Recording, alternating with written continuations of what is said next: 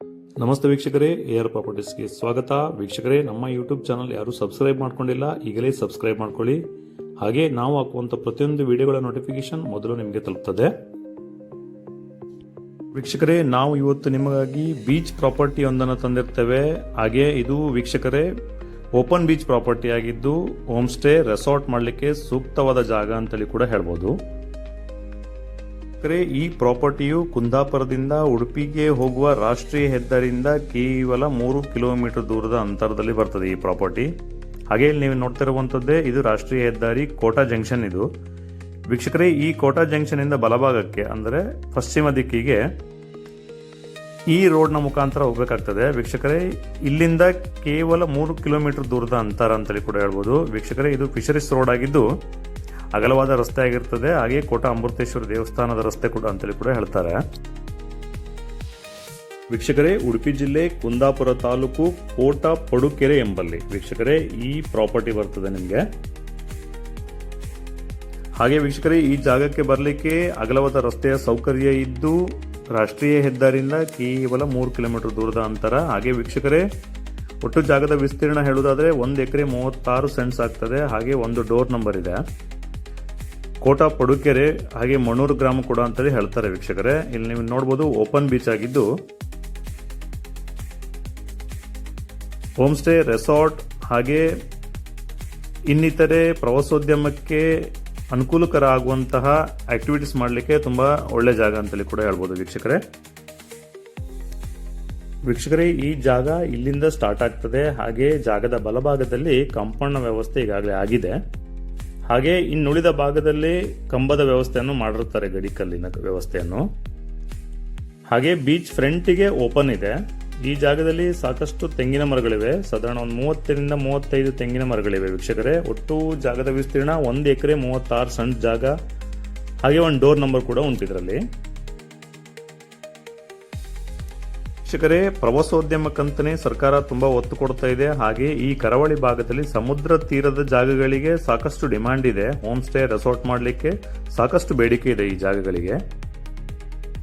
ವೀಕ್ಷಕರೇ, ಈ ಜಾಗದಲ್ಲಿ ಹೋಮ್ ಸ್ಟೇ ರೆಸಾರ್ಟ್ ಮಾಡಿದರೆ ಪ್ರವಾಸಿಗರಿಗೆ ಬಂದು ಹೋಗಲಿಕ್ಕೆ ರಸ್ತೆಯ ಸೌಕರ್ಯ ತುಂಬಾ ಚೆನ್ನಾಗಿದೆ. ರಾಷ್ಟ್ರೀಯ ಹೆದ್ದಾರಿಯಿಂದ ಕೇವಲ 3 ಕಿಲೋಮೀಟರ್ ದೂರದ ಅಂತರ. ಹಾಗೆ ನೇರ ರಸ್ತೆ ಸೌಕರ್ಯ ಇದ್ದು ತುಂಬಾ ಚೆನ್ನಾಗಿರ್ತದೆ ಅಂತೇಳಿ ಕೂಡ ಹೇಳ್ಬೋದು ಈ ಭಾಗದಲ್ಲಿ ರೆಸಾರ್ಟ್ ಹೋಮ್ ಸ್ಟೇ ಮಾಡಿದ್ರೆ. ಹಾಗೆ ಸುತ್ತಮುತ್ತ ಸಾಕಷ್ಟು ಮನೆಗಳಿವೆ. ಹಾಗೆ ರೆಸಾರ್ಟ್ಗಳು ಕೂಡ ಬಂದಿವೆ ಈಗಾಗಲೇ. ಹಾಗೆ ಓಪನ್ ಬೀಚ್ ಆಗಿರುವುದರಿಂದ ಮುಂಭಾಗದಲ್ಲಿ ಯಾವುದೇ ಬೇರೆ ಮಾಲೀಕರ ಜಾಗ ಇರುವುದಿಲ್ಲ. ಓಪನ್ ಬೀಚ್ ಆಗಿರ್ತದೆ. ಫ್ರಂಟಿಗೆ ಬೀಚ್ ಬರ್ತದೆ ಈ ಜಾಗಕ್ಕೆ. ಹಾಗೆ ಒಂದಷ್ಟು ತೆಂಗಿನ ಮರಗಳು ಕೂಡ ಉಂಟು.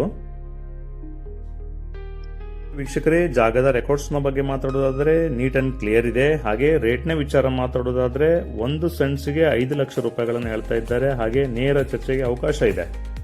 ಒಟ್ಟು ಜಾಗದ ವಿಸ್ತೀರ್ಣ ಇನ್ನೊಮ್ಮೆ ಹೇಳೋದಾದ್ರೆ 1 ಎಕರೆ 36 ಸೆಂಟ್ಸ್ ಬರ್ತದೆ. ಹಾಗೆ ಒಂದು ಡೋರ್ ನಂಬರ್ ಇದೆ.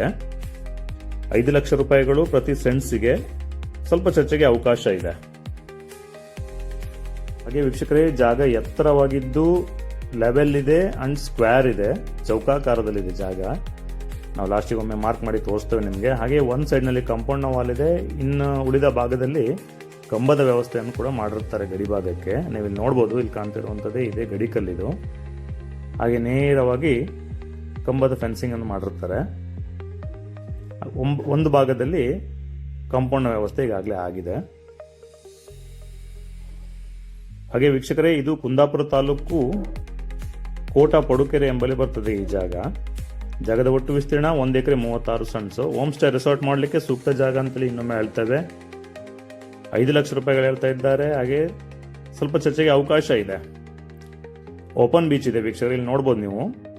ಬೀಚ್ ಫ್ರಂಟಿಗೆ ಬರ್ತದೆ ಈ ಜಾಗ. ಸರ್ಕಾರದ ಪ್ರವಾಸೋದ್ಯಮ ಇಲಾಖೆಯಿಂದ ಅನುಮತಿ ತಗೊಂಡು ಬೋಟಿಂಗ್ ವ್ಯವಸ್ಥೆ ಈ ತರದೆಲ್ಲ ಆಕ್ಟಿವಿಟೀಸ್ ಮಾಡಿದ್ರೆ ಹೆಚ್ಚಿನದಾಗಿ ಪ್ರವಾಸಿಗರು ಇಲ್ಲಿಗೆ ಬರ್ತಾರೆ.